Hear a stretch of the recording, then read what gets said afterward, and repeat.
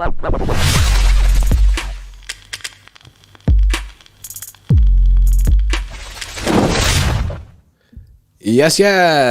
Welcome back to the player ratings.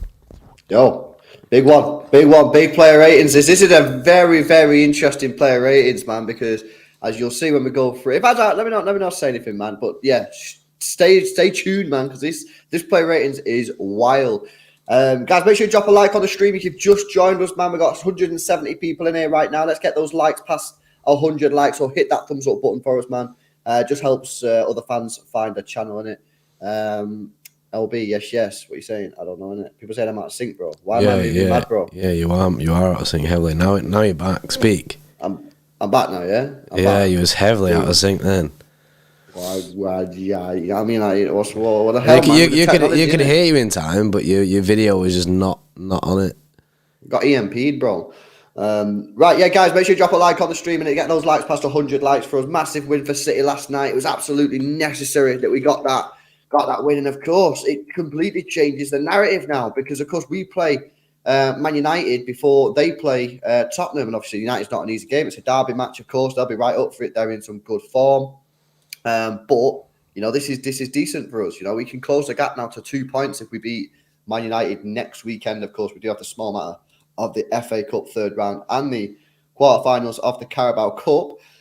But yeah, man, like everyone just seems to be in a lot better spirits, man. I'm on Twitter this morning. I'm seeing people chatting. Like I've seen some Grealish love. I'm seeing Mahrez love. You know what I mean? People are in much better spirits, and that's what. To be fair, that's exactly what we said would happen, bro. You know, we actually said that if we beat Chelsea at the weekend as well and get 2 wins, then that will proper like get people, you know, boom, you know what I'm saying? So people are already feeling the positive vibes. People are already feeling confident again. And I think if we can beat Chelsea at the weekend in the FA Cup, I think that just goes through the roof, man. And then like hopefully momentum carries us through the Southampton game. Yeah, I completely agree with that. I think it's a turning point for the team, but it's a turning point for the fans as well, where the fans can start believing that the team can get this job done. It's been a bit of a mixed bag. On Twitter and stuff, saying that we're not good enough this year. People just kind of writing it off a little bit, not too much, just a little bit. But I think to get basically a win against Chelsea and a win against United in these next 2 games after this, I think that really puts the pressure on Arsenal, puts us up there. And just to be able to, not even just the fact that we're doing it, like, and getting the wins, but just to be able to see the team only 2 points behind. And yeah, Arsenal might beat Tottenham and then they might, go back to 5 points. But to be able to see the team at 2 points behind, that's next level, that. And that's, if they do end up beating Tottenham, that's where the issue of when we was fighting with Liverpool for the title for the past few years, that's why you have to watch every Arsenal game, and Arsenal fans have to watch every City game, because it's just back and forward where no one wants to drop points, because reducing it down to 2, no one wants to drop points again. So then City basically just have to keep putting the pressure on Arsenal, and I think a win against Chelsea at the weekend will massively get people confident for Derby Day. And Derby Day is no given, like you say. Derby Day ain't a given, but I think we should back us. We should back us against United. Yeah, this next 2 weeks, man, is very, very interesting. Obviously, we've got the FA Cup, we've got the Carabao Cup, we've got United, and obviously, if we can win all 3, then, geez, guys, confidence will be going through the roof. Sam Martin, yes, member for 3 says, yes, guys, massive win that last night. Big month ahead now, let's have it. This is it now. No point in winning last night and then just start losing again, you know what I mean, or dropping points. We've got to use last night as a marker in our season. A springboard. To now kick on. It's a springboard, bro. That's it. Elevate us. We have to be the bouncy guys, innit? You know what I mean? We have to do that. We have to kick on now and really put that pressure on Arsenal. Because Arsenal, you know what I mean, they've been at the top of the table, but City have been hit and miss. You know, they've not really had any major pressure. They dropped points against Newcastle, obviously difficult game. City have piled the pressure on last night with a win. And then we go again the next weekend. Like, this is now where we really have to start putting that pressure on. So it's going to be an interesting month ahead, man. Let's go into the player ratings then. Obviously, a good win for City last night. You know, we didn't play at our best, as I'm sure everyone will agree. But ultimately, last night, was it about the performance or was it about the result? I'm pretty sure you'd all agree with me that it was mainly about the result. As always, we'll start with Ederson, work our way up, give you the stats, give you our ratings, and give you the Xtra Club rating as well. If you are an Xtra Club member, make sure you're getting yourself inside the Discord server so you can vote on these. Very, very interesting ratings. And of course, feel free to whack your player ratings in the chat as well, so we can sort of see where we're at. If we look at Ederson then, as we start off, obviously made 90 minutes in the game, two saves from inside the penalty area, 30 touches, 22 passes, misplaced 8. 6, with a 73% pass accuracy. All 6 were long balls, as we always say. Don't mind if they're long balls, rather they be long balls than short. And that was it from Ederson. I think he, in recent weeks, he's had very, very little to do. I think he had probably a little bit more to do yesterday. Still not a great deal. See Chelsea really struggling to get anything on target, but I feel like he was a little bit more active than he has been in recent weeks. I don't know. I'm still feeling like it was just like the standard thing of he didn't really have that much to do. So I feel like from that, his player rating will still be quite low on the basis that he didn't really have to pull off that too many saves. You know what I mean? Like, the only thing I can think of, DJ1, where he had the moment where he rushed out and missed the ball. But luckily, Kanji was there to fix up. That's the only thing that I could think was a little bit of a wobble from him. Other than that, I think it was just a chill game for Ederson. Like, obviously, they couldn't get the shots on target. It'd be a different story if they could. Like, do you know what I mean? They hit the post. That was their best chance of the game. But other than that, I can't really think of anything else. Everything else seems to just be straight out, or like 6.57. Yeah, just something standard. Like, I think we've been giving him 7s in the last couple of games, but it's not. I thought was giving him 6s. I thought was giving him 6s, but I don't know. I'm getting to give him a 7. Yeah, I'm gonna give him a 7. We won anyway, so yeah. The Xtra Club give him a 7.1. So there we go. I mean, on the sort of same wavelength there. Nick Toy, yes, Nicky Picky bro says, LB, you are the one who makes sense on the big 6. Not sure about that one, bro. But cheers for the comment, man. Right, let's move into defence then, and a return for Kyle Walker, not seen in a Manchester City kit since Manchester United back in October, whenever it was. It was a long time ago. But he was back in yesterday, but he wasn't back in for a very long time. Only played 45 minutes, subbed off at half time. Had one ground duel, didn't win it. Had one aerial duel, didn't win it. 50 touches, 46 passes with an 85% pass accuracy. 4 long balls, 1 successful. Not many stats to go off there for Kyle Walker. Bit of a, what's the word? Shit performance. Underwhelming. I wouldn't say it was shit, man. I'd say it was underwhelming. I didn't think it was shit, but I would say it was an underwhelming performance, man. He didn't dominate like I thought he was going to do, and obviously Pep didn't think that either because he got subbed off at half time. He only played half the game, so do you know what I mean? As a player rating goes, you can't really give him too high of a rating. Only played half the game. In that half, I don't think he was good, but I blame that a lot on the system, not Kyle Walker. Yeah, I don't know. I think it was a little bit underwhelming. The question mark now will be, is he going to play? Because obviously, when we seen Kyle Walker start last night, we thought, Rico Lewis could come back in for the FA Cup game. Boom, that's fine.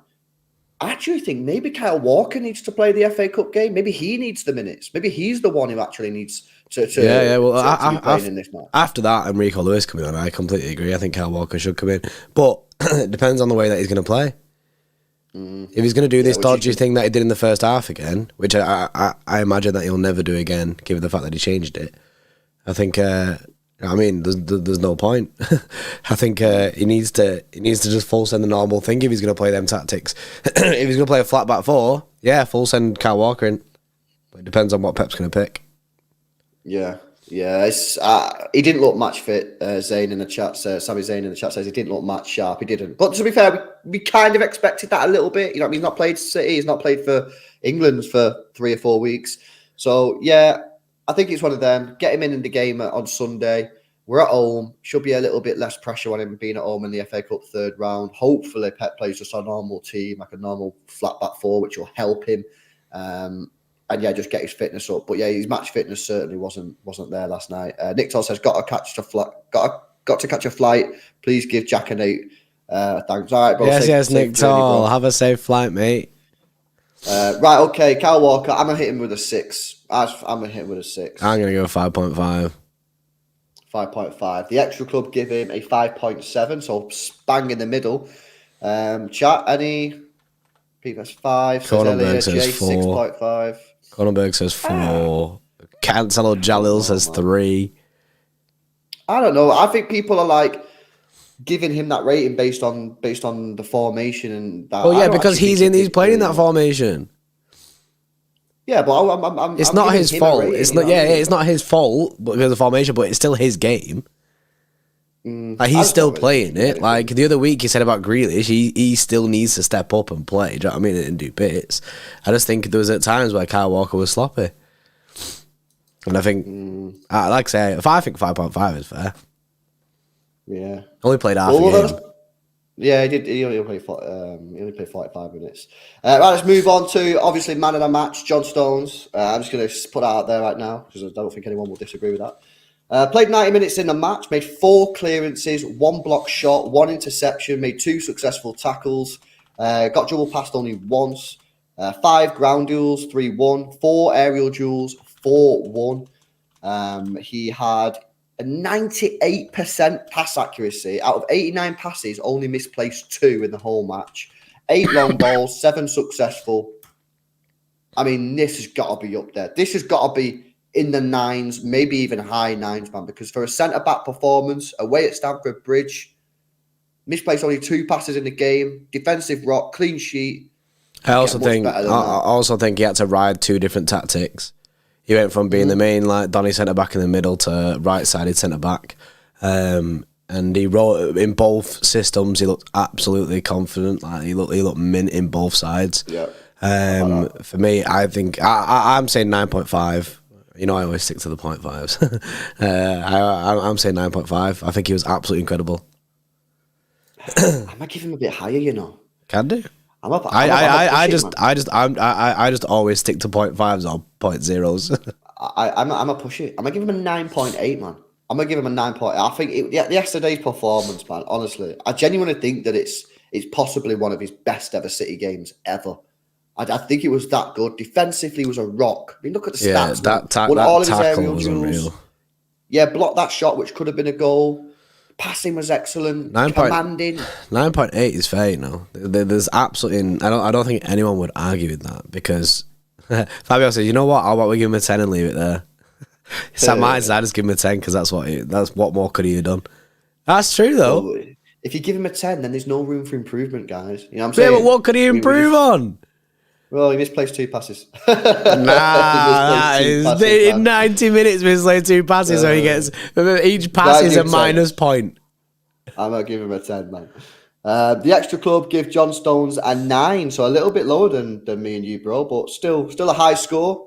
Well, I think he's got to be higher than a 9, man. I think minimum 9.5. I think but so. There you go. A lot of love for John Stones in the chat there. Wagwan generals. Benno, yes, with a 449, said it's going to be very tough for Walker to get his spot from Rico. I've completely changed my mind on Rico keeping him out of the team. It's a very, very interesting debate. That maybe we'll talk about that a little more when we come on to Rico. Obviously, come off the bench. It is a weird one though because of Walker getting subbed off and Rico getting subbed on. That's something that I never thought would happen, unless it was like with 20 minutes to go or something, like just as like another winning the game, not a. I'm changing this so the team is better. Like it's an absolute mad one for Kyle Walker. He's got to work. Mm-hmm. Who would have thought it'd be Rico Lewis to push Kyle Walker? I know. It's crazy, isn't it? Let's move on to Nathan Ake. Then got the nod. Me and you both wanted him to play yesterday, Brett. Maybe not in the system. Not in this system, Jesus. But we wanted him to start ahead of Akanji, which is that's some big praise because Akanji's not been shit this season. 90 minutes Ake played, made 1 clearance, 2 interceptions, won 1 out of his 2 ground duels and won 1 out of his 2 aerial duels. Touches, 73, misplaced 7 out of his 50 passes with an 88% pass accuracy, 1 cross unsuccessful, 1 long ball unsuccessful, 1 shot off target, and he, of course, hit the woodwork as well off the header, if you remember that. I think, again, pretty solid. I mean, the question is, right, someone asked us in the chat yesterday, bro. It might have been Dave, I can't remember who it was. Someone put in the chat yesterday, said, who's our player of the season so far? If it's not Haaland, and they said, I think it's Ake, and I was like, yeah, I think he's. Yeah. I think It's actually it is a shout. He's putting solid performances in, and now we know his limitations, and I often moan about his limitations because I do think it impacts us. But in terms of just defending and keeping the ball out of the net, he's doing. He didn't have a great game against Liverpool, but other than that, he's doing a great job, a brilliant job, and he has done all season. So much so that me and you both picked him to start in the game yesterday. So he's been very, very good defensively. He's very, very composed, and it feels like everything that he does defensively. Very rarely makes mistakes. It's just a real shame that he's just not a little bit better on the ball or bringing it out. Because if he did, geez, we'd have some it's good. World-class player. It's good though. It's good though to have him as he is. Like as do you know what I mean? Because we have our split when everyone's back fit. Do you know what I mean? We've got Diaz, Laporte, Stones, them kind of guys, and then. If you want a bit more defensive surety, you can bring on Ake, do you know what I mean, in a match, and he can play on that left-hand side. There's a bit of versatility about Ake. It won't offer you too much going forward, but if you're trying to see out a game, Ake is probably a really good player to be able to bring on. I like I say, I rate Ake. I think he's meant for the team. I remember when everyone hated him. Do you remember that? Everyone used to hate Ake. Oh, it was so bad. It was so toxic in the chat. But he won over everyone. Which I'm happy about. I think I think yesterday he was decent, put in a solid shift. Like I say, doesn't really offer you much going forward, but that's not his game anyway. Like in the first, I think you have to play him, bro, with either Laporte or John Stones. I think you have to play him in the back four. Yeah. No, I disagree because so long as John Stones or Laporte is the guy in the middle. I don't think it's too bad. I think when it's Akanji on the left and when it's Akanji in the middle and Ake on the left, that's when I think we seriously struggle. I do think in a back four, obviously, it's better, but I do think you can get away with it in a three, so long as it's not Akanji in the middle or Diaz if he ever plays that role. But by that, by the way, I just mean I think he'll be better in a flat back four. But I think we think that about a lot of our centre backs. I agree with that about all our players. Yeah, maybe apart from Rico because he's the only one that's thriving. He's thriving. The only issue for me about yesterday with Ake is, and this isn't his fault, it's pure system. Is the fact that in the first half he couldn't commit, so no one wanted his passing to the ball. There's so many times that Bernardo Silva had the ball, didn't want to give it to Ake because he didn't want Ake to go forward. So it basically ruined the whole left hand side of our game for 45 minutes was just non-existent. It didn't. There was absolutely no need for it. But because of the system, but that's just because Pep were doing madness. And the only one picky thing I'd say is, and I've seen it in the chat a few times now, and it's reminded me is man had the biggest 50p head yesterday. Unreal. His headers were going like directly into the sky, man. His headers were all over the place, and usually Ake's mint headers. In fact, he nearly scored. He nearly scored, didn't he? He hit the woodwork. Like, yeah, he did. If he didn't have his 50p head on, he might have got a goal yesterday. But like I say, solid game for Ake again. Like he just offers you defensive surety.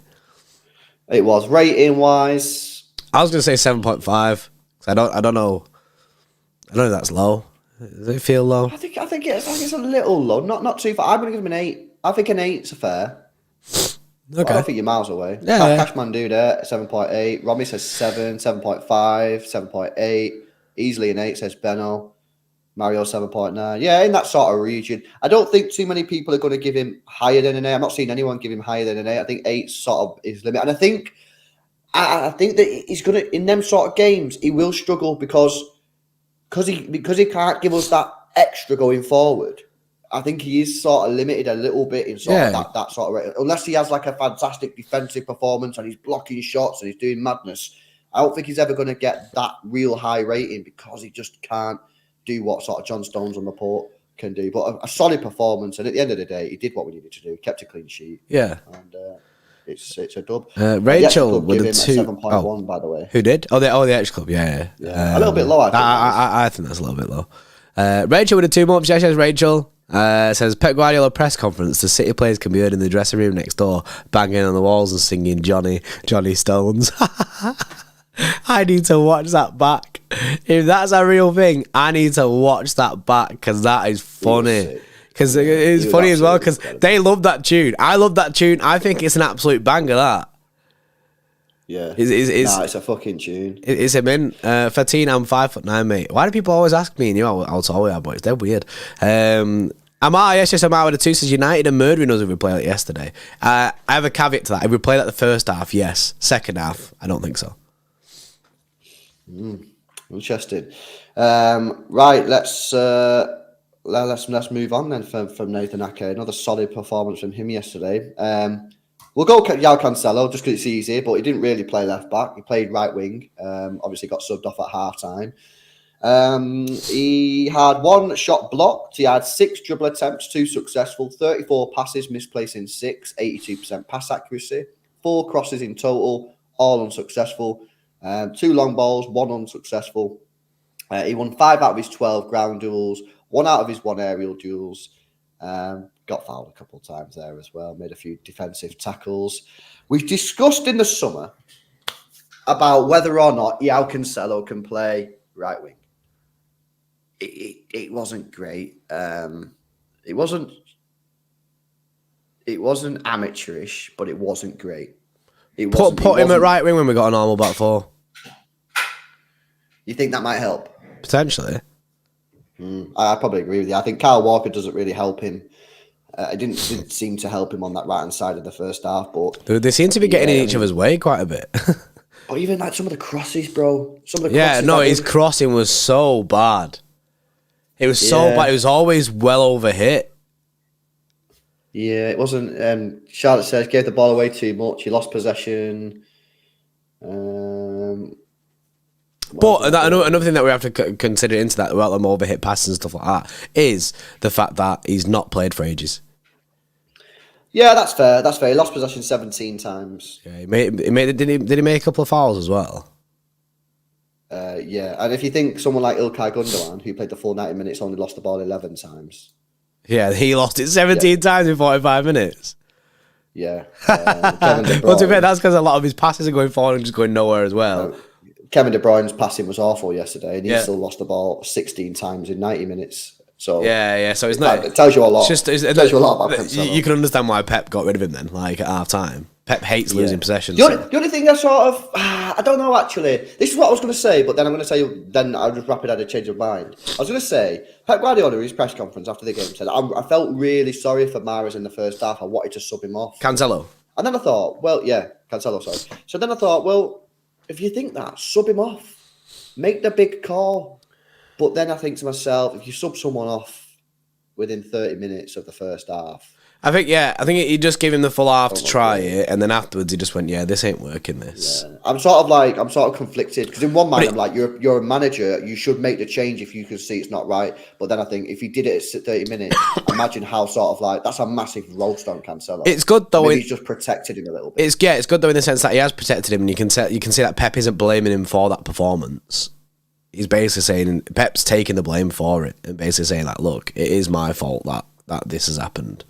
It's not Cancelo's fault that he's been playing out of position. Yeah, no, that's fair. Guys, make sure you drop a like on the stream, by the way. We're 3 likes away from 150 likes, so get that thumbs up smash for us. Make sure you subscribe to the channel as well if you're new. If you want to become a channel member, help support the channel grow, you can do. Links in the pinned comment there in the chat, or sometimes there's a join button below my face. Player rating then for Joao Cancelo, bro. What were we thinking? Wasn't great. Wasn't great. I give Cat Walker 5.5. Does Cancelo deserve more than a 5.5? He lost the ball a lot, man. I'm just going to give them both a 5.5. But they both came off at half time. They're both at arse. So I'm just going to go 5.5. There's a shout for Cancelo to be lower than that. But then he is out. I think he was worse than Walker. Yeah, he is out of position though. So like he is completely out of position. Grace. So yeah, a little bit of saving grace on it. The fact that I have no idea why he played in that position.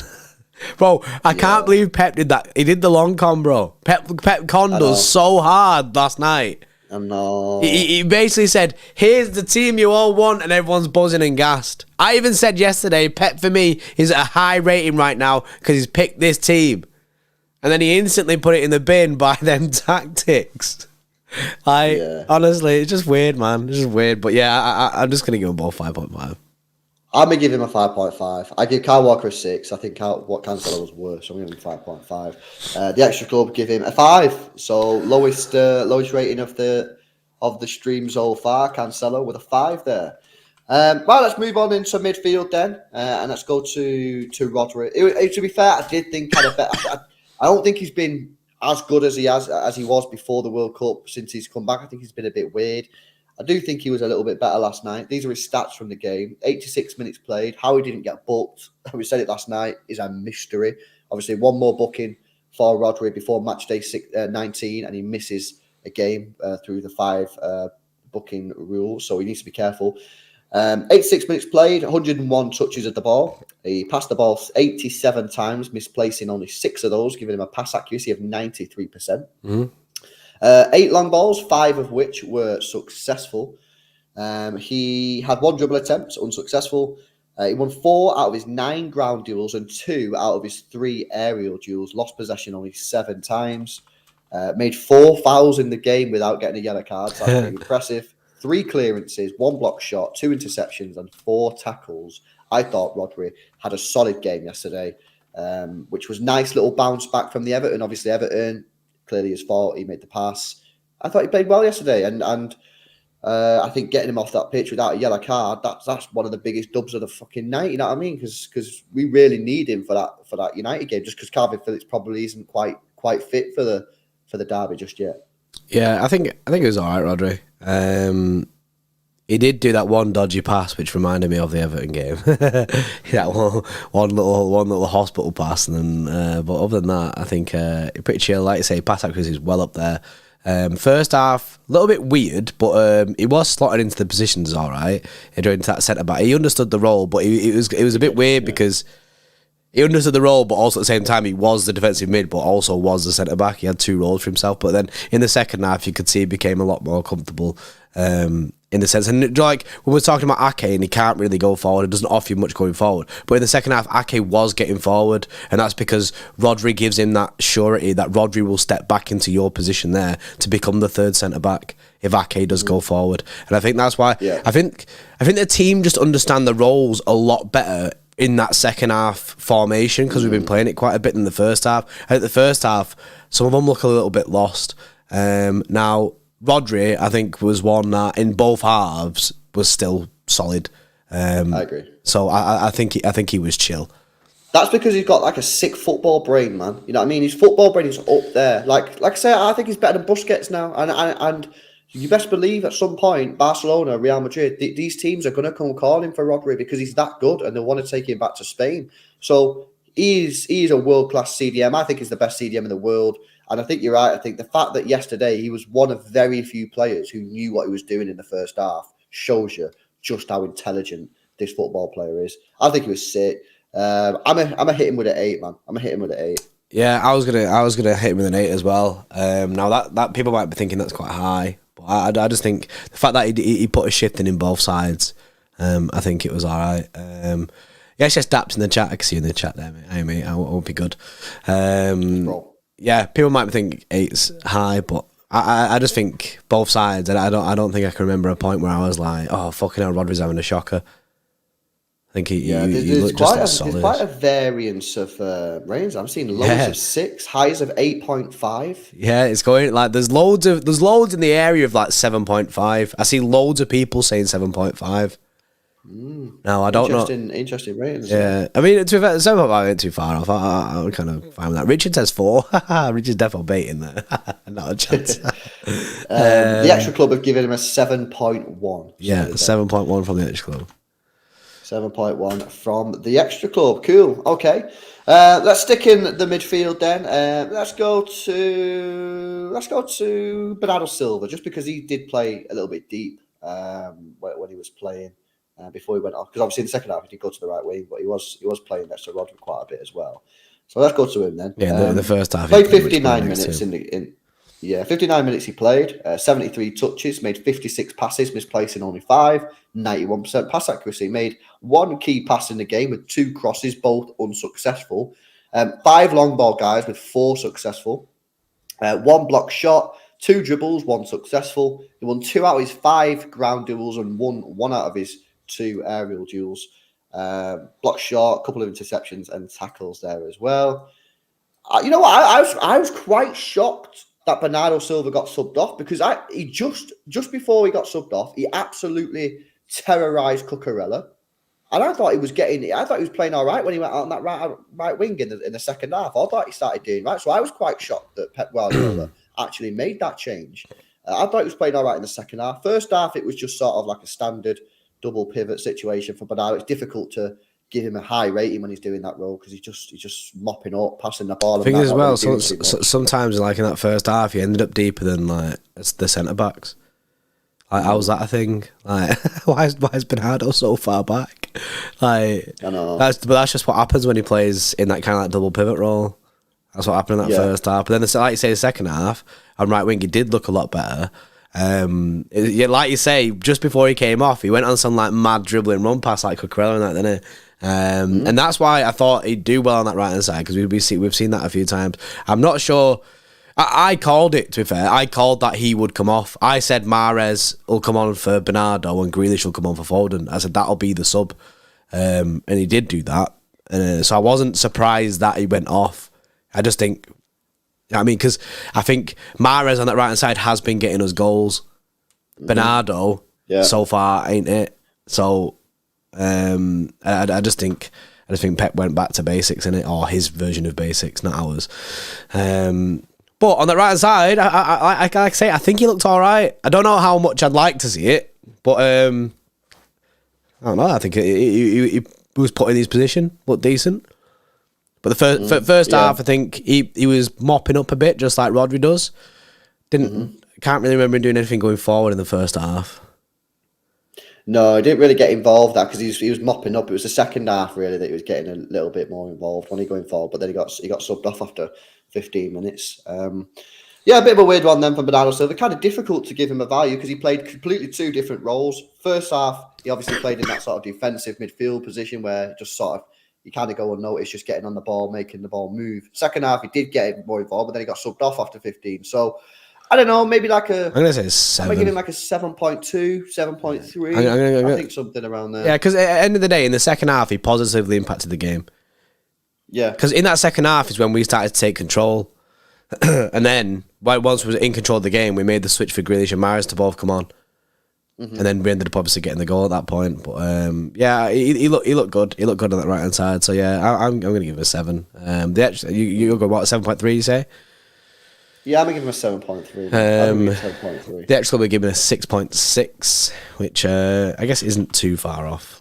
But well, if you look at they give Rodri a 7.1, and I think Rodri was better and obviously played a lot longer. So yeah, below that.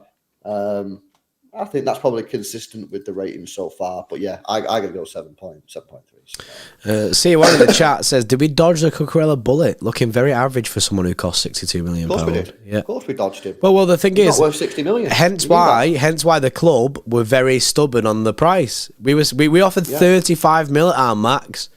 Because City were like, he's just not worth what you want for him. Here's £35 million, and then I think there was an option to throw a loan player on, like Delap or someone, I think it was, but they didn't want it. So, or it might be McAtee actually. They didn't want it. He's a £30 million player, 35 max, man. City was spot on with their valuation, in my opinion. And then obviously Brighton and Brighton could do what Brighton want to do. Brighton, like GG's to Brighton, like they got the money, yeah. But Chelsea overpaid. Matisse on a big six said Chelsea overpaid for Cucurella, and we knew that they overpaid. Like the only, I don't know, man. Like it's just he's not had a great start there, and obviously 60 million. Thank God we never paid it. I mean, you might look back and say, well, I'd rather have him for 60 than having no one really to cover on that left hand side, but. You know, we go again in the summer. Let's hope we actually finally sign. Well, Ferland Mendy, apparently. I know. I seen that, man. I feel like Ferland Mendy streams calling, bro. Bro, Ferland Mendy streams are calling. The guy's rapid, man. He's rapid. Also, I feel like we need to like full send it, man. We need to full send the Ferland Mendy hype. The only thing is he's also French and called Mendy. so you know what I mean. There's a bad omen about it from the off. There is a bad omen. Let's move into midfield. Well, we're still in midfield. Ilkay Gundogan played yesterday. We actually had him in our starting 11. Did obviously get picked. 90 minutes played, 60 touches, 49 passes, misplacing 84% pass accuracy. 2 key passes in the game with 1 big chance created. 1 long ball was successful. Had 1 shot off target where he really should have fed Phil Foden, to be honest with you, but he had the shot. Oh, yeah. 7 ground duels, won 4 of them. 1 aerial duel, didn't win it. Lost possession 11 times. 2 interceptions, 4 tackles, and got dribbled past once. I thought it was a good game for Gundogan. You know what? I think Gundogan's having a very, very strange season. I think on the whole, I'd say you're having a good season. Like, you're having a good season. There's a couple of things that I would then caveat that with. One, you don't seem to be getting the goal involvements that you have been doing in previous years, which is a bit weird. Like, what's going on there? Like, I don't know necessarily why that's the case. And 2, like, sometimes simple passes, like you just won't get it. I don't remember seeing many last night. Well, maybe that's why. Maybe that they both of them play hand in hand. Like, look at some of the passes. Like, Joe, the one where he played it into Haaland. Like, decent pass, but yeah, you just fired it at him. Like, a better ball there, and Haaland's in. But yeah, I think his passing's been a bit off, but also he's looked very, very good on the ball and turning on the ball, transitioning from defence to attack with Gundogan, like from our midfield to attack, has been sick. Like, the way he spins a man, honestly. So he does look good on the ball. It's just the simple passes. Just he needs to fix up, man. He needs to just fix that part of his game, and then we'll be good to go. He would be anyway. It's going to be a madness here, because obviously Bernardo's gone in the summer, right? Do we think that City are going to offer him a new deal? Because obviously, if we get this Peroni guy in February, then because Gundogan's not actually signed a deal, has he? Not actually signed a deal, and if we get in Peroni and we get Bellingham, then you're going to have Kevin De Bruyne, Peroni, Bellingham, and Gundogan. That seems. And then obviously you've still got Grealish and Foden who can both play there. Like that seems a bit and Phillips overkill. Is in there. But obviously Phillips can play there as well. Phillips can play there, yeah. So it seems a bit overkill to me. I'm like, I think this could be his last season, man. I think we could lose them both. Unless City do like a sweetener for Bellingham. Like, maybe City agree like a 1-year extension with Gundogan, but it's not actually to stay. It's just to get, a swap deal in the works, which wouldn't make sense. But it wouldn't make sense. It wouldn't make sense because then Dortmund would be like, "Why have you done that for?" Yeah, we can get him for free anyway. Why have you roasted us like that? Like they'd be fuming with Gundo, wouldn't they? They'd be like, "Why have you done that to us?" Yeah, it'd be nice though. It'd be nice if we could say to like Dortmund, innit? Right, you're guaranteed to get him, even though he's free at the end, because he can do it once, really, can't he? But you're guaranteed to get him. We need to sign Jude Bellingham now, bro. While Gundo's got 6 months left, then so then it kind of still counts. That's funny, man. Ilkay Gundogan, then guys, rating for him. I think he had a good game, man. I'm gonna give him lower than Rodri, I think, because I think Rodri just had a really good game defensively. But I'm gonna give him higher than sort of Bernardo. So I'm gonna give him a 7.7. I was gonna give him a 7.5. So yeah, you know what I mean. I stick to my point. I think that's around fair. I'm looking at the chart. Got 7, 7.2, 7, 7.5. Gundo 5 says top of the league. Jeez, that's rough. That's pretty low. Vinay says a 6. The Xtra Club give him a rating of 6.6. The exact same as Bernardo. See, I don't agree. I think he was better than Bernardo. I think he was better. I think he was more important in terms of keeping shit ticking over. And he actually got in a few decent positions, man, on the turn. Just unfortunately, they've obviously got good defenders in Koulibaly and Thiago, who I thought were decent last night. I gotta say, Zachary last night was unreal. He was very Zachary last night was unreal. He was sick. Kind of like makes me think, maybe we did miss out on something here because he looked mint.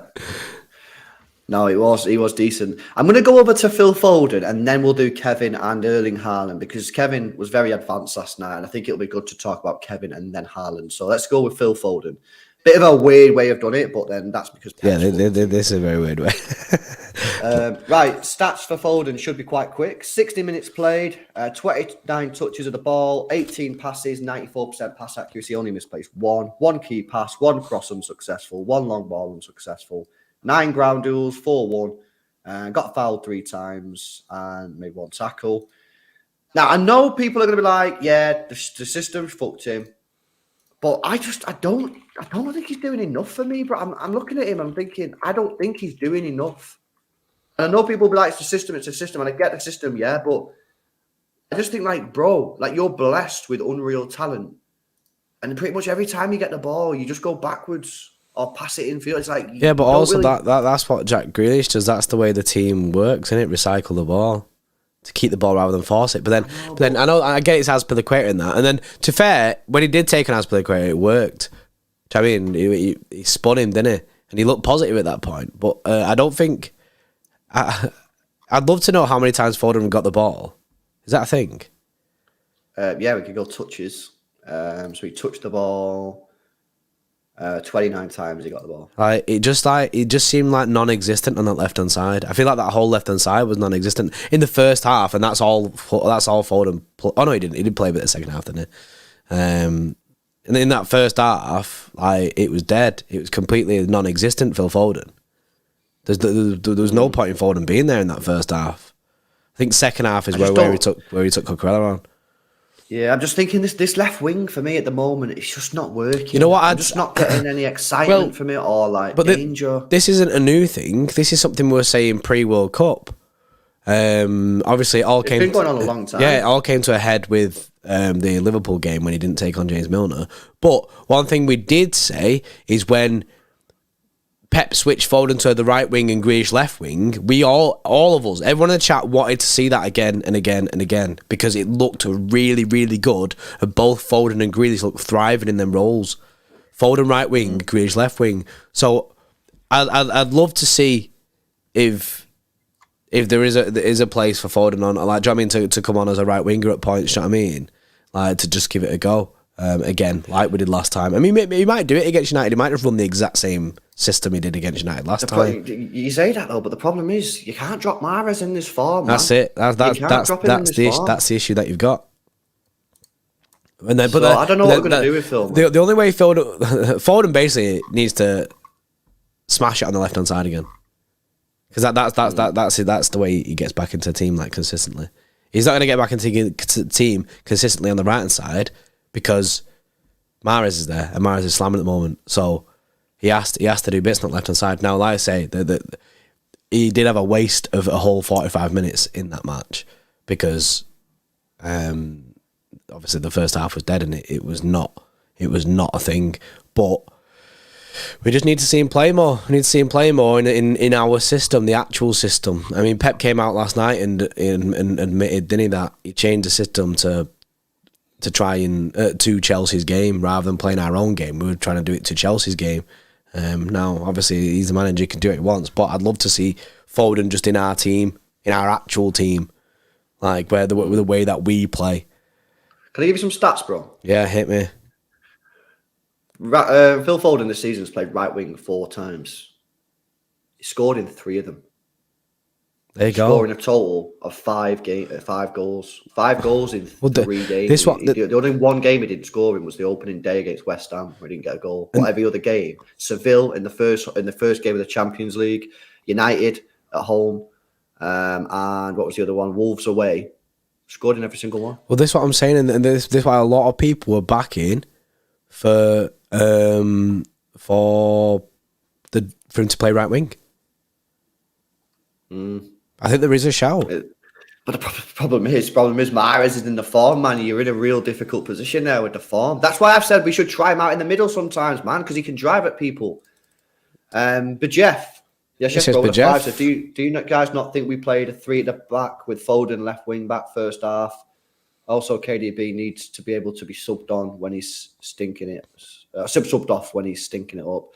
I think I disagree with the KDB point, bro, because we've seen many times before when KDB's had poor games and he's done something. You just pull something out of the bag. So I disagree with that comment, bro. I could understand it though, and it's something that we did discuss last night on the watch along. There's a point where we spoke about KDB coming off, but he could just pull something out of the bag like nothing. It's annoying from Kev, really. It's annoying that he does that. It'd be better if when he has a stinker, you could just take him off because you know he's having a stinker and he won't do anything. But that's not the situation. When he's having a stinker, he can still put out the bag because he's still got that quality. That's the issue.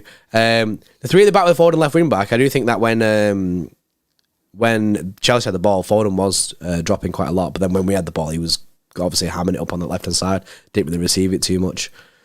But you are right. Foden was left back at points. Yeah. No, thanks for the donation, bro. It's an interesting one, Phil Foden. You know what I mean? And I don't know. I don't know where his best position is, but I don't think it's left wing. I don't think his long-term career should be on that left-hand side. I mean, Lazuli there says on the right sometimes Mahrez can't play every match, and that is right. Mahrez can't play every match.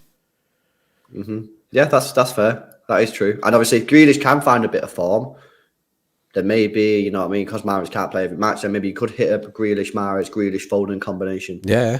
It would really, really help if Grealish could find form. If he could hold down that spot, then you know that no one's going to take it. Like, it's Grealish's spot. You can chill then, and then you can rotate Mahrez and Foden. But until he does that, you then sort of force sometimes to play Foden on that left-hand side, which, you know, at the moment, I just don't think it's not working at the moment, but it has worked in the past, Foden left wing. Foden left wing has worked in the past. But I don't think it's working this season so far. Yeah, so far it's not working.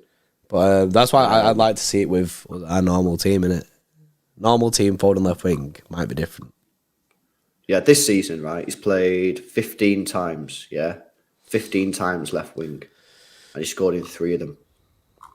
So he scored in 3 games on the left wing in 15 matches. He scored in 3 out of his 4 on the right. So clearly, do you know what I mean? Obviously, you are dealing with low numbers there. He's only played 4, so it might just be a fluke, but the stats point to the fact that he is more potent on that right hand side.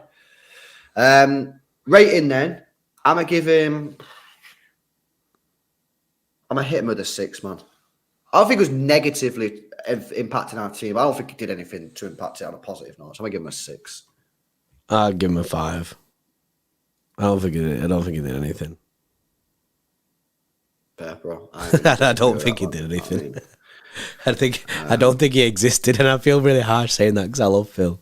I just don't think he existed. Well, that's why I always go sick, because like people were chatting like a year ago, 2 years ago, oh, this guy can win Ballon d'Or. He will not win the Ballon d'Or on that left-hand side. He will never win the Ballon d'Or if he plays left wing for the rest of his career. No chance. Just won't. The only way he's going to win that Ballon d'Or, is if he's stuck in the middle. Maybe if these stats. Why though? Why only in the middle? Why not left left wing? Because he's not going to get the goals. But he's going to get the goals in the middle. He'll get goals and assists in the middle. Yes, 100% he will. 100% he will. That's what he did all throughout his career when he was growing up. But what? And he's got the ability to run at defenders, take people on, get assists, get goals, drive at people. He'll have the freedom to do that when he's in the middle, playing in more advanced position. I think when you play a winger for Man City, clearly look at the way Grealish plays. You said it. Grealish does exactly the same. Do you think you're not going to be a Ballon d'Or winner at City left wing playing in this system? Abubakar, when you say Jordy's crap on the left, let's be honest, he's crap this season on the left. He's been very, very good on the left in previous seasons. He has. He's been very, very good on the left in previous seasons. Yeah, I mean, I back it. You see the guy in the academy in that. Do you know what I mean? You see him in the academy, like, do you know what I mean, playing in the midfield and that going forward. So, I just think Pep's maybe wasting him by not. I'd say waste is the right word. Maybe not fulfilling his potential. Fulfilling the potential, by not playing him in the midfield. I mean, maybe that's something to come after Pep. I mean, Pep's not going to be here forever. I hope he would be here forever, but Pep's not going to be here forever. So maybe there's a time where a new manager does believe in a midfield Foden. Like Foden's still young, isn't it? So he's still got a lot of time. Loads of time. How old is he? 22. Yeah. Him and Haaland are 22, aren't they? Yeah, it's mad that he's older than Haaland, isn't it? The Xtra Club agreed with you, by the way. They give Phil Foden a 5. So there you go. Guys, make sure you drop a like on the stream, man. Just got over 200 likes right now. Let's get those likes up towards 300. Hit the thumbs up button for us. Make sure you subscribe to the channel. We're going to tackle Kevin De Bruyne, man, because obviously a bit of a weird one, this one. He played 90 minutes in the game, 71 touches, 47 passes, misplaced 6 with an 87% pass accuracy, which is, funny enough, quite high for Kevin De Bruyne. He made 3 key passes in the game with 1 big chance. 5 crosses, 2 successful. 2 long balls, both successful, including that beautiful, I think it was in the first half. Remember that one that brought across to Foden? Yeah, that was early on, that, wasn't it? That was sick, That was early on. 7 ground duels, won 2. Won his only aerial duel. Lost possession a total of 16 times and got fouled once. one clearance, one tackle, got dribbled past twice. It was a weird one, man, because there was a lot of sort of debate in our stream yesterday in a watch along about get Kev off, he's not doing it. In fact, people were saying get Kev off and put Foden in midfield. Grealish. And Grealish, yeah. People were saying Grealish midfield, Foden midfield, just do something else other than Kevin De Bruyne. Because, right, the thing is, right, and when he was saying there about, it doesn't look bad on the stat-wise for Kev. Like, it doesn't look too bad. But that's because, and Benno just said it there, he sets the standards so high. He's almost his own problem because he sets his standards so high, but he was terrible. So this is an issue that I'm having with Kev at the moment and it's the same one that was with Gundo. So the simple passes, he just don't seem. It's like he's not linked in. It's like, I feel like he's on a different wavelength at times to some of the players, whereas Kev's usually like on it, but he just is that. So you were blaming the system with our defenders before. Could we blame the system for Kev and maybe say the system's hurting Kev, or do we think it's he's just a Kev? I mean, some of the simple passes though were dead. Like there was a few. I mean, there was once a Cancelo, which was it was on the counter attack, easy 5-10 yard pass, whatever it was, and it was just really poor. I agree. I don't know. It's a weird one, man, because the stats don't paint a bad picture. The stats paint a good picture, but then you got to use the eye test. And the eye test he wasn't, the weird one. Yeah, very, very strange game from him yesterday. Yeah, he didn't look good yesterday. How he got in the team of the week or whatever, I don't know. That is, and also got man of the match for the Premier League. That, honestly, they did not watch that match. They did not watch that match. They basically looked at his stats and went, yeah, standard Kev game, we'll give him man of the match. Do you think maybe... Because I think as soon as he come back from the World Cup, I think he did all right. I think he looked sharp against Girona. Yeah. I think Liverpool, he looked sharp. Yeah. So what we say, I think was it Leeds? Did he look good against Leeds? Yeah, I think Leeds he done all right as well in Leeds. So what do we think here? Do we think that maybe is he playing too many games? I mean, I did mention in the week just gone by that you're going to have to start subbing Kevin De Bruyne off 60 minutes. You know what I mean? You can't play him 90 minutes every game. Do we think maybe he could be tiring? I mean, he's had a few injuries over the last few years. He's 31. It could be. He could be knackered. Like he came back looking sharp as anything, but. He could just be knackered, like, and the thing is as well. Even at the end of that game, bro, he's still chasing the ball, kind of thing. Because our press is relentless. At the end of it, you could see that he was knackered by the end of the game, 100%. Even Haaland was, but I don't think. I don't know, man. Like, is there a shout to rest him at the weekend against Chelsea again, and maybe throw in? But it's so difficult. This is the issue. Would you not rather rest him against Southampton? Is it? Do we play Chelsea, Southampton, then United? Yeah. Yeah, I mean, yeah, there's a shout, but I just think, no, you are right. I think I would rather of the two rest him against Southampton, but he is knackered right now. It does appear it's something that's not quite right. Something that's not quite clicking with Kev. It's only over the past 2 weeks, or I'll say a week and a half or something, that it's changed. The previous before that, when he came back from the World Cup, he looked good. So I thought it looked good. I thought it looked really sharp, man. And people in the chat were like, "Yo, the guy's lost weight, man. Yeah, it looks trim. Yeah." So you guys can't be like, "Nah, he's always looked shit." Nah, like people in the chat was like, "Yeah, he's looking good." So I'm not entirely sure what's happened there. Like I genuinely think it's probably an issue of you've got to manage the guy's minutes. Don't think you can just keep spamming him for 90 minutes every single time. I mean, I don't know. Let me get his minutes up here because I'll be interested to see, like, you know, how many games he's played. Stats, current season. Right, let's have a look. So since he's come back, we had Chelsea. No, we didn't. We had Liverpool. You played 90 minutes. That was on the 22nd of December. Then we had Leeds, 90 minutes. Everton, 90 minutes. Chelsea, 90 minutes. So he's played in every single match. Obviously, he played 90 minutes yesterday as well against Chelsea. There you go, 90 minutes. So every game since he's come back, he's played 90 minutes. Yeah, I don't think that's good, man. I don't think that's healthy. That's like Harry Kane driller. where they'd rinse Harry Kane for ages. It's almost begging for an injury, that. It's just throwing him in 90 minutes every single time. But then Des Dollar says there's no real competition for his place, and that's because it's Kevin De Bruyne. There's no competition because we've not tried it, yeah. Des. We've not tried Grealish in there. We've not tried Phil Foden in there. So there could be competition if we actually try it. And ultimately, at the end of the day, you know, what we're going to do if Kevin gets injured? We're going to have to do something then. We're not going to go out with 10 men. So you've got to try something else. You can't continue to spam him for 90 minutes. If we continue to spam Kevin De Bruyne for 90 minutes for the rest of the season, it will not end well. Either he'll get injured, get a bad injury, or his form will just completely drop off. Yeah, I completely agree. We seriously need to look into like what we're doing here with Kevin De Bruyne. He shouldn't be playing every single game 90 minutes when he's had a few injuries over the last few years and he's 31. And someone said in the chat before, he's not a natural athlete. Look at him. He's not blessed with the six pack. You know what I mean? He ain't that guy. So I think you need to sort of the physios, these guys who know about the fitness, player welfare, and all that kind of shit. They need to be on this now and be like, nah, this guy can't do it anymore. He can't play 90 minutes every single day. Yeah, they need to fix up. They need to fix him. But Jeff, by the way, with a 5 says, also changed my name, but I've said in the beginning of the season, KDB may not be in our best 11. Bernardo, Gundogan, and Rodri gives us so much more control. It's funny that you say that, actually, because remember we went on that 20-game winning run, Kevin De Bruyne, I don't think played much of that, if any of that. I think, and then people started in that season to say that it was Fingy. People started to say that Kev ain't in the best side. He's not in the best side anymore. Because remember, Gundo turned into like an absolute beast. Do you remember he got back-to-back player of the months? He got back-to-back player of the months and got absolute goals. So it's it is mad.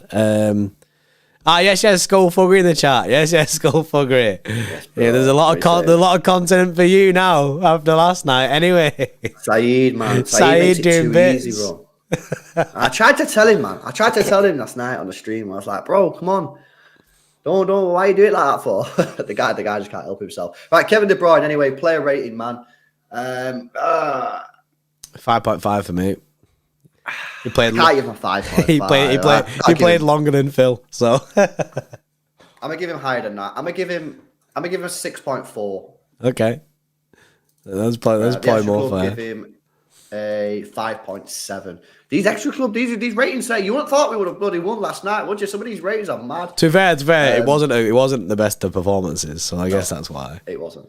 Right, let's move on to the final player. It's Mr. Erling Haaland. Erling Haaland didn't score yesterday. That's another one. I think that's 4 games in the Premier League this season that he's not scored in. Not the worst record in the world. 90 minutes played yesterday. He had 3 shots off target, 1 dribble attempt successful. He missed 2 big chances according to this. 31 touches with 17 passes with a 71% pass accuracy. 1 key pass. He won 1 out of his 3 ground duels, 2 out of his 4 aerial duels. Lost the ball 10 times, a couple of clearances. In fact, he was actually really helpful in defence last night. There was quite a number of times when crosses were coming in. I was like, Haaland away. Yeah. So defensively really well, especially with Chelsea. I mean, they got some big donnies there. So, yeah, I do think he was sick. I do think he was sick defensively. It's just a shame that he wasn't it going forward. When you say big chances, it's a bit mad. I think are they classing that a volley as a big chance? I think what they do is I think it's like a statistical thing. So if you look at the volley, there was no one else in front of him. So they might go, technically, according to the stats, he was through on goal and missed a chance. Either the guy was next to him. Yeah. But I don't think they do it like, I don't think some guy goes, do you reckon that was a big chance? Like, do you? No, I think it's like they have a criteria. Yeah. And I think that shot hit the criteria because I think it's probably like, if you're through on goal, and you can see the net, and you put it wide, or you don't score, that's a big chance miss. Yeah. Otherwise, you've got to get people. Because the thing is as well, bro, imagine how many games are being played around the world. They've got to do it for they can't be doing that. Yeah. Take a look at this shot, pal. What do you reckon? You know what I mean? Yeah.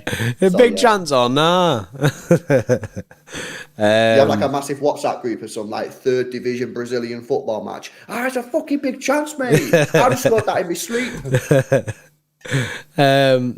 Haaland then, if we go to the calculator, there is a Haaland rating calculator, and it says 6 as a base rating, plus 1.5 per goal. And that has kind of worked out really well for us. I've judged on the base rate. Whoever come up with that calculator? I can't remember who it was. Yeah. It might have been... I don't know. We have to go. We'd have to go back in the stream and find out who came up with it. But it works so well. It works every time. Every single time, right? And like... The Xtra Club would give him a 5.9, And the base rate, like, do you know what I mean? And it's a 6, so that's so close. Like, it's only the fact that one person gave him a 3 in the play ratings, like, that it's not a 6. Like, it's actually mad how well that calculator thing works. It's insane. And it's by chance as well, because everyone can vote what number they want to vote, innit? Zermaine, it wasn't you, mate. It wasn't you. It wasn't you. I remember it was an Xtra Club member. I think it was called Luke MCFC. I think it was him. Someone did it. I can't remember who it was, but I know it was someone. What's the calc again? It's a 6 is a base rating, and then 1.5 per goal added onto that. And it genuinely does work. It always, every single time, it matches up with our Xtra Club ratings. Every single time. Like he was a 6, wasn't he? Yeah, 6. It's standard. Didn't negatively impact the game. What a calculator. So there you go. The X will give him a 5.9. So that's a chiller. Right, let's just quickly. I mean, I'd say quickly go through the subs, man, but we're going to have to take a little bit more time than normal on this. The subs were more important than the actual. They were absolutely huge. So Akanji, I mean, he was probably the least important out of them all, but in fact, maybe not, because Calvin Phillips come on for 5 minutes. He actually had a good game, Akanji, come on. There was one moment where he kind of fucked up, but other than that, really, really solid. Love to see it. Rico Lewis, fucking hell. Like, what is going on here, man? Is this guy overtaking Walker now? Or is it just we just think Walker's just not fit? Like, come on, man. Chat. Stop sitting on the fence. You guys in the chat, man. Always sitting on the fence. You never say what you actually believe. Why can't I? That's such bullshit. That's such bullshit. It's the complete opposite. The chat full send for everyone. I know, that's what I'm saying. It's a joke here. These guys, man. I think at the moment in time with Rico, though, I do think he looks more confident in this system, and I think Kyle Walker's the one that's going to have to get up to speed. Like you said before, bro, I think it's Kyle Walker who needs more minutes. My question is now, can we play Rico Lewis with Cancelo? That's going to be... Well, it depends, innit? You're playing Cancelo right winger or what? CDM, attacking mid, left wing. Now, can you play Cancelo left back and Rico Lewis right back? I feel like that leaves us a bit vulnerable. I think in this 3 at the back system, I think Rico Lewis works. Yeah. I feel like I'd feel a bit safer if Cancelo's played left back with Walker as right back. I agree. I completely agree. I think it's, if you're playing Cancelo, you play Walker. You play Rico, you play Ake. So I think it depends what you want to do. So what it does mean, it means that we've got quite a lot of systems available at our disposal. And if something's not working, like yesterday, that first half thing, everyone's slagging it off. That'll work in another game, that system. In another game, against another team, that system would have worked. So what we've got these systems where if they don't work, boom, we can completely change the style of play at half time and full send something else. Like, it's really good to have that in your locker, man. Yeah. And obviously it stinks when it doesn't work, but it's good to be able to go, boom, we're going to change it up, we're going to switch it up. The fact that at half time we could just full change the system was unreal. 5 subs, by the way, came in clutch yesterday. Yeah, it did. But the fact that we can just change the system up like that, I think is mad. It's also very good from Pep. That is very, very good from Pep, the fact that he actually did it. But it's mad. I mean, we don't normally do ratings, but I'm going to give Rico Lewis a rating, man, because I think he deserves it. 8? 7.7? 7.6? Something like that? 7.5 I go with. Obviously, I keep doing 0.5s. I don't know. 7.5 I think it's chill. He was mint in the second half, but he looked mint. It was very good. It was very good. He added surety to the team. Yeah, he did. Jack Grealish and Riyad Mahrez both got subbed on at 60 minutes. By the way, guys, I don't know if you've seen this right in the interview, but Jack Grealish wasn't actually told to warm up. It was Riyad Mahrez that was told to warm up. And Jack Grealish just went, fuck it, I'm going to warm up as well. And then the next minute, Pep put him on. So that just shows you, doesn't it? Right? He has the desire. He has the desire. He has the desire to come on and impact the game, because he went, I know he's not asked me, but I'm going to go warm up as well, because I'm warming up. You know what I mean? I want to show that I'm ready to come on. And then Pep gone, all right, let's put you on then. And then he obviously created the goal. We have Mahrez, guys. Boom! Like this guy's buzzing. It's so funny how with Grealish he just went, sit a bit, lads. He just went, sit a bit, lads, and then just got off when because he goes warming up, and then Cronenberg says he said he didn't warm up. No, I think did warm up. That's according to the quote. He did warm up according to the quote. And then was told to... Yeah, God knows. Yeah. Anyway, it's still sick from Jack, and you know what I mean, he came on and absolutely smashed it, and it was good. I really like that interview because it was so. He's such an open person when speaking about football and about Pep and about tactics. I really like it. It's a good insight into City and the way that we play with Jack because he's just open about and speaking about what's asked of him. Like I said, and he said that he's struggling. Saying that he's finding it really, really hard to just get used to like this whole system kind of thing. Funny how he goes, I thought it'd be easy. I thought I'd come here, get loads of goals, loads of assists, and look at it. It's funny that. I know. Nah, the guy is absolutely slamming. But he's not slamming. He's not slamming. But do you know what I mean? In his That's a bit too much. In his last 3 games, he's done more than his previous 34. So big. Yeah. I do feel like there are small signs. Yeah, there's a spark, bro. There's a spark there that I can see. Something's happening, but then whether or not that'll turn into the flame, I don't know, innit? Yeah, I want to talk about Mahrez, right? So these are our last games. Yeah, listen to this. So Chelsea last night scored. Everton assist. Leeds. Nothing, but he linked up for one of the goals. Liverpool in the cup, goal. Brentford didn't play. Chelsea in the cup, goal. Fulham didn't play. Seville scored. Leicester didn't play. Brighton did play, didn't score, but should have scored. And Brighton did. Southampton, which you go back a little bit further again. Scored. Like, he's actually in mad form. But what I keep on saying is his form started on like the 8th of October. So people are not seeing that he's actually on a really, really hot streak of form right now. He's on a hot streak of form, man. 6 goals, 2 assists in 21 games. He's starting to get the goals in. He's starting to get those assists again. His numbers are on the up. It's here. They're on the up, man. They're on the up, and I think right now, I think he's in hot form. I'd say though, previous to the World Cup, as much as he was getting the numbers, he still looked off. Whereas I think nowadays, like looking at him like yesterday and stuff, if he is looking better in the team as well. So it's not just like he's passing the eye test as well as getting the stats. Yes, but then if you actually look at before the World Cup, Brentford didn't play, Fulham didn't play, Leicester didn't play. Played against Brighton, should have scored. Didn't play Liverpool, scored against Southampton. And then look at these minutes.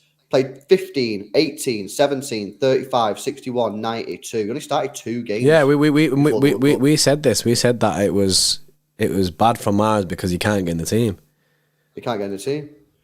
But at the same time, bro, if that coincides with the time that Foden's getting 4 goals in 5 games playing right wing, then you can see why Mars ain't getting in the team. Because Phil Foden's smashing it on the right hand side. That's the issue that we've got. Yeah, it's a very interesting one, Myers. But I think he's coming into form now, and he's coming into it at the right time because clearly we need him. He was sick, and then final just comments really to wrap up. Calvin Phillips came on with 5 minutes to go. Obviously, Rodri. I don't think he was really injured. I think City knew that he was literally pushing for a potential booking. Injured? What did people think Rodri came off injured? Yeah, a lot of people. Well, that was because he went down, did he? And his leg was in the air, so they subbed. Yeah, I thought it was just cramp. I thought it was just cramp, and he just went off. I didn't even say it once. Yesterday in the stream, I didn't even say I think he was injured, and I just thought he's got cramp, and then they went we're subbing him off because he was dangerously walking that yellow card line. One more foul, bro, and he's in the book there. Yeah, for sure. But yeah, you know what? Calvin Phillips come on for five minutes. He was on for 10 minutes really with the injury time. You know what? He actually looked quite impressive, man. He actually did look quite impressive. Bro, the way he was breaking up Chelsea's play, unreal. Kept getting a foot in everywhere. He was sick. Calvin Phillips was sick when he came on. And it's weird because he only played 10 minutes. But in them 10 minutes, he looked good. I can only judge it off what I've seen. And he looked good. I was worried that he might shit the bed a little bit. He's not played for City for a long time. But, come on. 10 minutes. Looked mint. I mean, I'm sure we'll speak about this as the week goes on. It's fucking Friday already. I know we play on Sunday. I'm sat here like, oh, it's just started the week, mate. You know what I mean? It's a Monday, Tuesday morning. Yeah. Nah, that's it. It's Friday already. Friday. A game in 48 hours. 48 hours. Yeah, I mean, I'm not going to deep this because we will discuss it a lot more tomorrow, and obviously, when they're doing the previews tomorrow on that and on Sunday. But Phillips starting for you on Sunday, bro, or is it a bit too soon? What are we thinking? I don't mind it. I actually don't mind it. I don't mind Phillips playing. I think it might. It stinks of being a little bit too soon. Could you not give him? But just 55 minutes. But at the same time, we can't just ham out Rodri. That's what I'm saying. Could you not play him for like 45 minutes, or just basically say to him, I'm going to start you, and as soon as I see you start getting a little bit, tired or whatever, you're off. And because remember, what I'm looking for, right, in these next 2 matches, I'm looking for maximum potential fitness gains for players like Phillips and Kyle Walker. I want them to come out of that Southampton game as match fit as humanly possible in the short space of time. So I think I've got to try and push him in this match. I've got to try and push Walker in both games. I agree. I think you start Walker. It's funny as well because we were speaking about the other day about starting Rico in this game, but I think it's more Walker in this game. Start Walker, start Phillips, start Cancelo as a left back if they're going to do that system. But if not, then they probably won't do that. But I just think I think Phillips should start. I think he should start. You know what might be a potential decent option to do? If you're thinking, I'm a little bit worried about starting Phillips because he's not really playing, you could always play him and play Bernardo next to him, like we did with, last night in the first half, just to give him that little bit of energy around him. Do you know what I mean? Just so he's not completely isolated in that CDM position. Or you just start him with Gundo, because Gundo knows that role, and he can, if he sees Calvin Phillips out of position at any point, he can tell him in it like, no, stay back, I'm going forward in it, like kind of thing. Do you know what I mean? A little bit of guidance from Gundogan won't go amiss. Because Gundogan's played that role for us a lot of time. I think that'll add a little bit of surety to it. And plus, because Calvin Phillips got bare energy anyway. Calvin Phillips got bare energy himself. So I honestly, I think he should start. I'd start him. I'd start him in both. Yeah, I'd start him in both games. Yeah. That cool. Right, we'll go to Pep Guardiola. He actually got a mad rating, man, for the Xtra Club. Like, what the fuck? You know what I mean? He got an 8.2 off the Xtra Club. I'm thinking, y'all slagged him off yesterday. No, I back it. I back it because he made the changes. It's almost like the admitting that it's wrong. He looked at it and went, this is shit. So half time and was like, nope, not continuing this. Got Walker and Cancelo off. And then brought Mahrez and Grealish on. Pep made the difference in the sense of he changed it. Like, yes, but then you have to say he was wrong from the off. He was wrong from the off, but he admitted his mistakes and changed it. And if he didn't, like Cronenberg then says that if he didn't do that, we'd be dusted. Because I firmly believe if we played the first halfway the whole way, I don't think we'd have won the game. Yeah.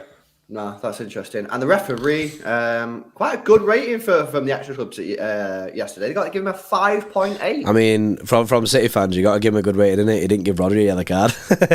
I know. Somehow Rodri walked off that pitch without a booking, so a bit of I think he refereed I think he refereed the game well, you know. Let the game flow as much as possible. We said afterwards, didn't we, when we were just chilling after the match? I was saying, like, I think the ref was pretty chill in that match. Like, it was the exact polar opposite of Andy Madley. Is it Andy Madley? Is that what he's called? The Madley, whichever one is. Yeah, him.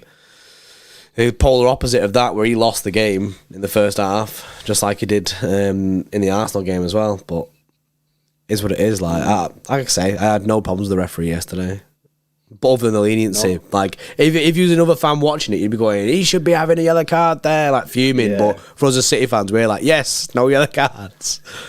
Yeah. Nah, for sure. Right, cool. That concludes the player ratings. Quite a long one, but you had to because it was such a massive game and obviously loads of stuff to talk about, guys. So make sure you drop a like on the stream if you've not done so already. Subscribe to the channel as well if you're new.